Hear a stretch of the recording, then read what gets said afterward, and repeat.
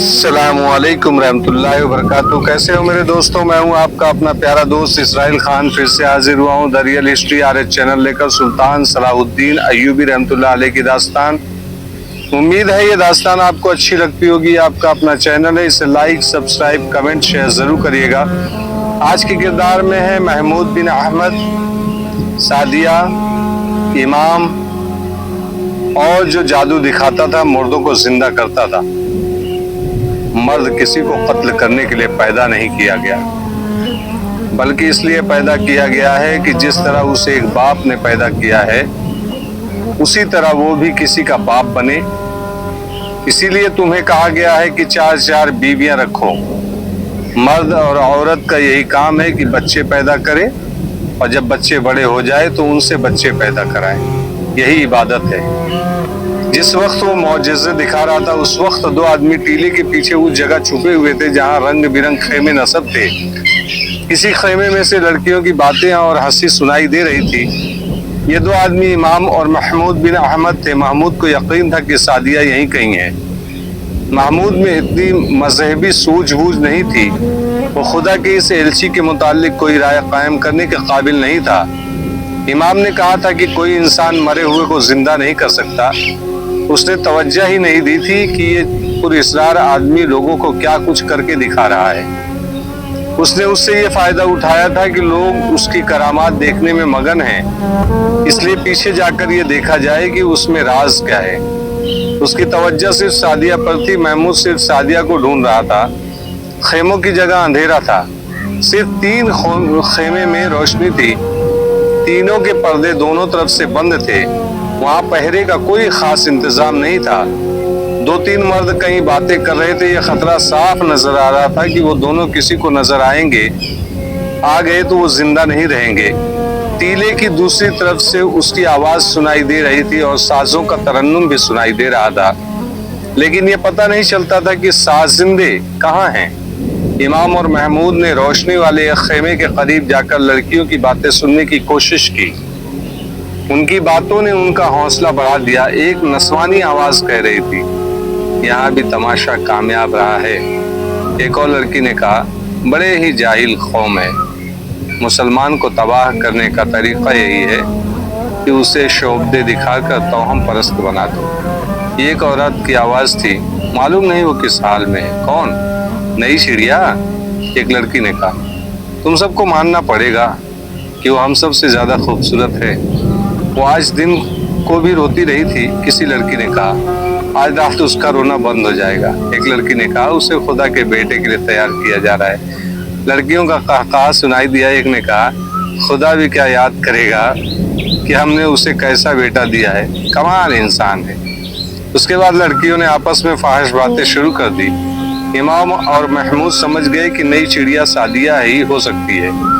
उन्हें बहरहाल यकीन हो गया कि ये सब शोबदाबाजी है और ये ढोंग पसमंदा मुसलमानों को गुमराह करने के लिए चलाया जा रहा है। इमाम ने महमूद के कान में कहा, इन लड़कों की हुरिया बातें और शराब की बू बता रही है कि ये कौन लोग हैं और ये क्या हो रहा है। हम वैसे ही नहीं भटक रहे। वो दोनों बड़े खेमे के करीब चले गए। ये खेमा एक टीले के साथ था और ये टीला तकरीबन अमूदी था। टीले और खेमे के पिछले दरवाजे के दरमियान एक आध गज फासला था।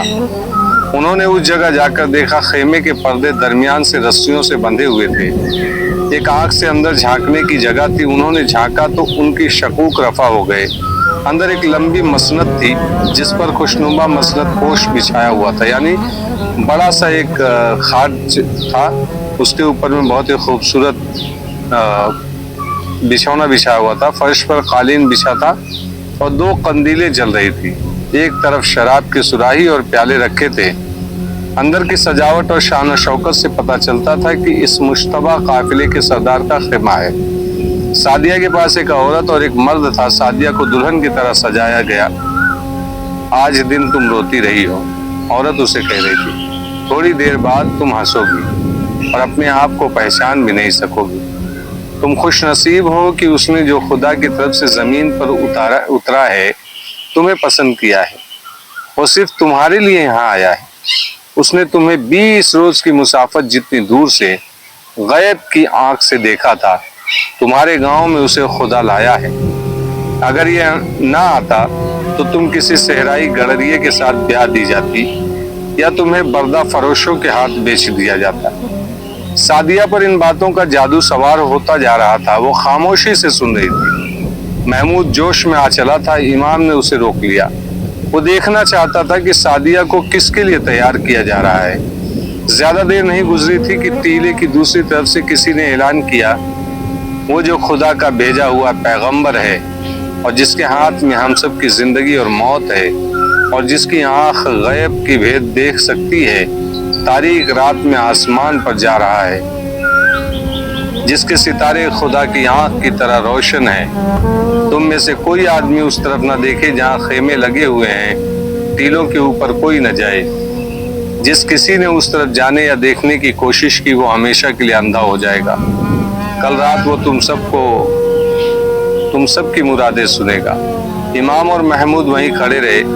खेमे के अंदर जो मर्द औरत थे उन्होंने सादिया को एक बार फिर नसीहत की कि वो आ रहा है, उसके सामने कोई बदतमीजी न करना। वो आ गया। वो सामने की तरफ से खेमे में दाखिल हुआ। इमाम और महमूद ये देखकर हैरान रह गए कि उसके सीने में 4 तीर और 4 खंजर उतरे हुए थे। सादिया ने तीर और खंजर देखे तो उसने खौफ से कानों पर हाथ रख लिए। उसकी हल्की सी चीख सुनाई दी। मुकद्दस इंसान मुस्कुराया और बोला, डर मत लड़की, ये मौजज़ा मुझे खुदा ने दिया है कि मैं तीरों और खंजरों से मर नहीं सकता। वो सादिया के साथ लगकर बैठ गया। तुम भी डर न जाना, मैं जानता हूँ तीर और खंजर कहाँ फंसे हुए हैं। मैंने ये शोबदा एक बार काहिरा में देखा था, इमाम ने महमूद के कान में कहा। वो उठा और खेमे का पर्दा रस्सियों से बांध दिया। उधर महमूद और इमाम ने अपनी तरफ से खेमे का पर्दा खोल दिया। उन्होंने नताइज की परवाह न की, दबे पांव अंदर गए। जो ही वो शख्स पीछे मुड़ा, वो इमाम और महमूद के शिकंजे में आ चुका था। महमूद ने दबी आवाज में सादिया से कहा, जिस पर तुम बैठी हो उसका कपड़ा उसके ऊपर डाल दो। सादिया तो जैसे सुन्न हो गई थी। उसने मसनद होश उतार कर उस आदमी पर डाल दिया। उसका जिस्म ताकतवर नजर आता था, मगर इमाम और महमूद ने उसे बड़ी बुरी तरह जकड़ लिया था। फिर उसके ऊपर कपड़ा डालकर बांध दिया गया। कंदीलें बुझा दी गई। इमाम के कहने पर पहले सादिया बाहर निकली। अपने कैदी को महमूद ने अपने कंधों पर फेंक लिया। इमाम हाथ में खंजर लिए आगे आगे चला। वो सब जिस तरफ से खेमे में दाखिल हुए थे उसी तरफ से बाहर निकल गए। पकड़े जाने का खतरा हर कदम पर था, लेकिन उन्होंने ऐसा रास्ता इख्तियार किया जो उन्हें फौरन खतरे से बाहर ले गया। अंधेरे ने उनकी बहुत मदद की। उन्हें दूर का चक्कर काट कर गाँव में दाखिल होना पड़ा। वो मस्जिद में चले गए। हुजरे में ले जाकर उस शोबदे बाज को खोला गया।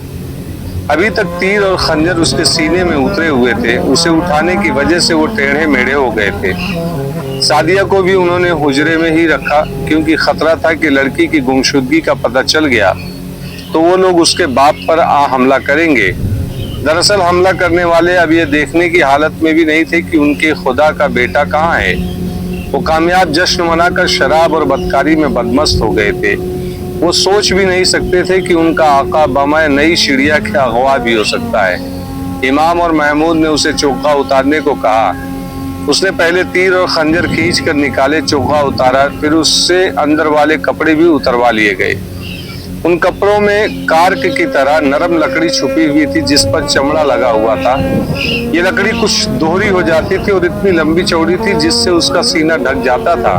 तीर और खंजर उसमें उतरे हुए थे। उसने इमाम और महमूद से कहा, अपनी कीमत बताओ।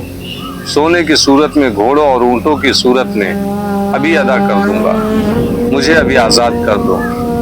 इमाम ने कहा, तुम अब आज़ाद नहीं हो सकोगे मेरे दोस्त। हम भी लोगों की तरह तुम्हारे इंतजार में बैठे थे। इमाम ने महमूद से कहा, तुम्हें मालूम होगा कि करीबी चौकी कहाँ है, वहाँ के पूरे दस्ते को साथ ले आओ। उसने चौकी का फासला और सिमत बताई और वो खुफिया अल्फाज भी बताए जिनसे इमाम सुराग रसान और जासूस की हैसियत से पहचाना जाता था। अपने 2 जासूसों के नाम और ठिकाना बताकर महमूद से कहा, उन्हें मेरे पास भेजते जाना। महमूद ने इमाम के घोड़े पर जीन डाली और सवार होकर निकल गया। उसे इमाम के दोनों जासूस मिल गए। उन्हें मस्जिद में जाने को कहकर वो चौकी की सिमत रवाना हो गया। गांव से कुछ दूर जाकर उसने घोड़े को एड़ लगाई। कोई 1.5 घंटे की मुसाफत थी, मगर वो शशोपंज में मुब्तला था, सोच में था। वो उस चौकी के कमांडर को जानता था। वो लापरवाह आदमी था। सलीबियों और सूडानियों ने उसे रिश्वत देकर अपने साथ मिला रखा था।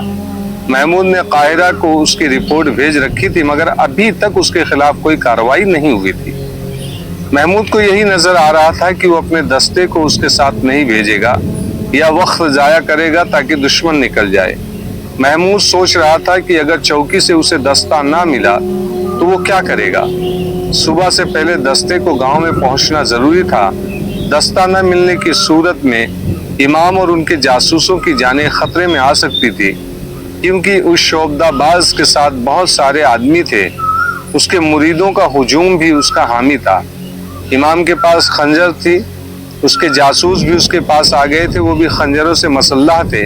उन्होंने शोबदेबाज को गिरफ्तार किए रखा। वो रिहाई की इतनी ज्यादा कीमत पेश कर रहा था जो इमाम और उसके जासूस ख्वाब में भी नहीं देख सकते थे और ना ही सोच सकते थे। इमाम ने उसे कहा, मैं मस्जिद में बैठा हूँ, ये उसी खुदा का घर है जिसने तुम्हें सच्चा दीन देकर जमीन पर उतारा है। क्या ये है तुम्हारा सच्चा दीन? देखो दोस्त, मैं काहिरा की हुकूमत का एहलकार हूँ।